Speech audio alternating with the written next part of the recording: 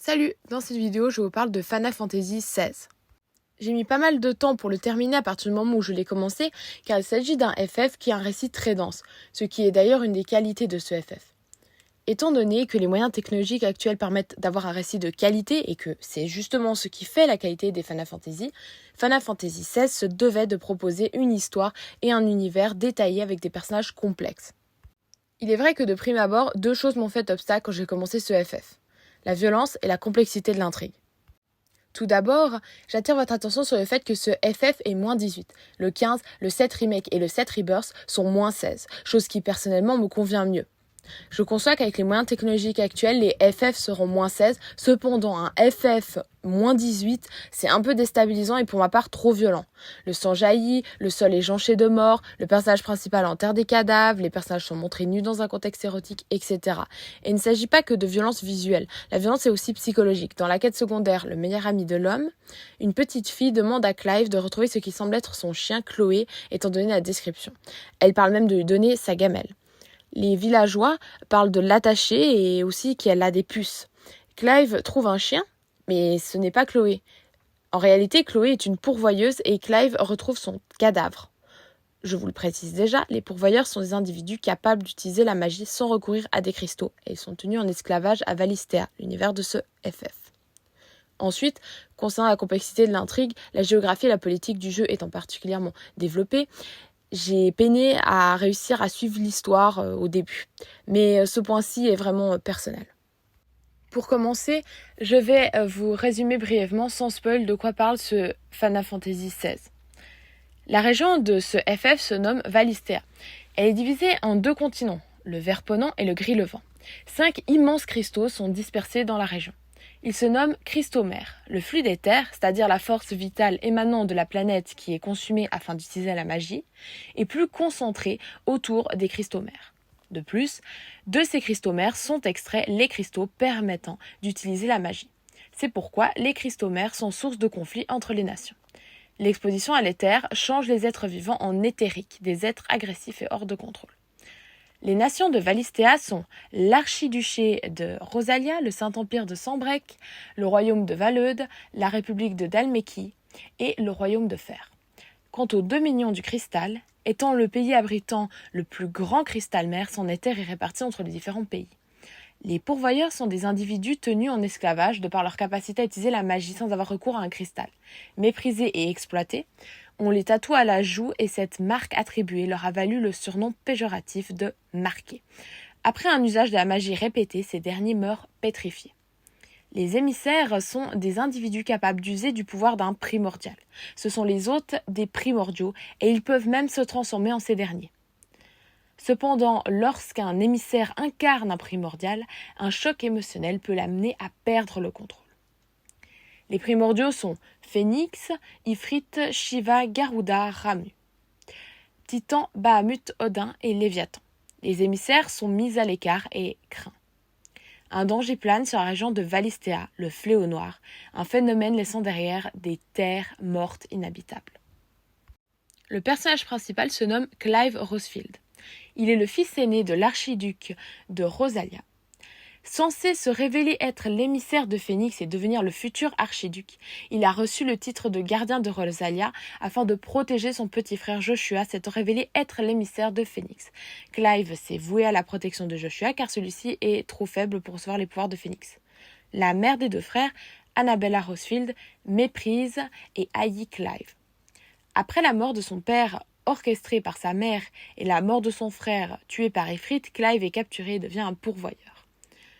En plus d'être un pourvoyeur, Clive se révèle être un émissaire. Il est accompagné de son fidèle loup Talgor. Son amie d'enfance, Jill Warwick, se fait capturer et se révèle elle aussi être un émissaire. Elle sera forcée de se battre des années durant pour le compte du royaume de Fer jusqu'à ce que Clive la libère. Clive et Jill seront secourus par Sid, un émissaire œuvrant pour la liberté, la défense et la protection des pourvoyeurs. Ces idéaux seront transmis à Clive et à Jill. Ce que j'ai apprécié dans ce FF, c'est déjà le fait que l'univers a une allure médiévale et nordique. Mais ce qui m'a surtout touché, c'est la situation des pourvoyeurs. Clive, Jill et Talgor se rendent à un monastère où un prêtre accompagne des esclaves en fin de vie, afin de rendre leurs derniers jours plus humains. À eux qui ont passé leur vie à user de leur capacité de force pour finalement être abandonnés à leur triste sort de mort par pétrification. Le combat que mène Sid pour la liberté des pourvoyeurs est donc poignant. Puis, j'attire votre attention sur une citation de Clive qui résume à mon avis ce FF. Tant d'injustice sous un ciel si magnifique. C'est à propos de ça qu'est l'histoire de ce FF, l'injustice. Les héros se battent pour défendre les opprimés et les libérer de l'injustice à laquelle ils sont condamnés dès la naissance. Comme le dit Gilles à Clive, tu veux toujours aider les autres et faire ce qu'il y a de plus juste. Cela résume les dessins de nos héros. Et finalement, la violence de certains passages comme la petite Chloé ou encore le monastère fait prendre conscience aux joueurs de la réalité que vivent les pourvoyeurs, qui est d'une cruauté considérable. La violence dans ce FF est un appui pour permettre aux joueurs de pleinement ressentir l'injustice à laquelle sont condamnés les pourvoyeurs. Et l'injustice est une thématique parlante pour chacun d'entre nous, car nous y sommes tous confrontés à un moment donné de notre vie. Mais il ne s'agit pas seulement d'une prise de conscience, non, cela va au-delà. C'est une réflexion philosophique. Odin fait comprendre à Clive que l'avidité des hommes les mène à la destruction et qu'ils ne devraient pas être dotés du libre arbitre. Cependant, Clive, fort attaché à son humanité, veut se battre pour que les hommes soient libres et pour le monde tel qu'il l'a connu, et non un monde nouveau, purgé. Une autre thématique que je trouve intéressante dans ce FF, c'est le pardon. Clive, ayant commis une atrocité involontairement par le passé, n'arrive pas à se pardonner. Quant à Gill, elle pense être un monstre, elle a commis des crimes pour le royaume de fer car elles l'ont forcée. Et à force de se détacher de la réalité, elle s'est détachée de ses émotions. Tous deux ont perdu sens à leur vie, en proie au désespoir. Mais il s'agit d'affronter son passé et de se pardonner et d'avancer malgré les épreuves que la vie nous fait traverser. Le passé fait partie de nous et a forgé qui nous sommes maintenant. Sid dit à Clive « N'oublie pas ton passé, il fera toujours partie de toi. Quand tu t'y feras, tu pourras te pardonner à toi-même. Écoute, la vie t'en a fait baver et ce n'est pas encore fini à mon avis. Alors essaie au moins de te sauver toi-même parce que crois-moi, t'es vraiment le seul à pouvoir le faire. » Ce que j'ai aussi aimé, c'est que nos héros doivent porter leur lourd fardeau et s'épauler les uns les autres. Ils doivent chercher la lumière au cœur des ténèbres. Clive a tendance à prendre sur lui et oublier de prendre soin de lui à force de venir en aide aux autres. Mais il n'est pas seul, lui et ses compagnons se battent ensemble et ce sont les liens qui les unissent, qui font leur force. Cela m'amène à relever un point qui m'a particulièrement touchée dans ce FF, l'histoire d'amour entre Clive et Gill. Elle s'est développée petit à petit au fil de l'histoire. Et finalement, j'ai versé une larme quand on voit les deux amoureux se prendre l'un dans les bras de l'autre et se dire « je t'aime ». Je crois que si l'on sait ce que c'est que le vrai amour, on ne peut pas ne pas être touché par les scènes romantiques entre les deux protagonistes. Ensuite, quelque chose que j'ai particulièrement beaucoup apprécié, c'est que y a un loup qui fait partie des personnages principaux. Talgor, c'est un personnage principal au même titre que Gill, par exemple. Et ça, j'ai trouvé vraiment bien.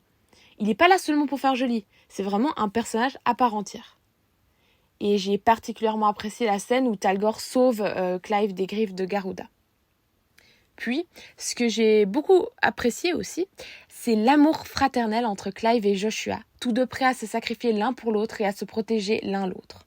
Leur lien reste fort, même séparés, et ils sont tous deux la raison de vivre l'un de l'autre. Pour conclure, je vous conseille de jouer à ce FF. Ce FF16 propose un récit de qualité émouvant et des personnages attachants.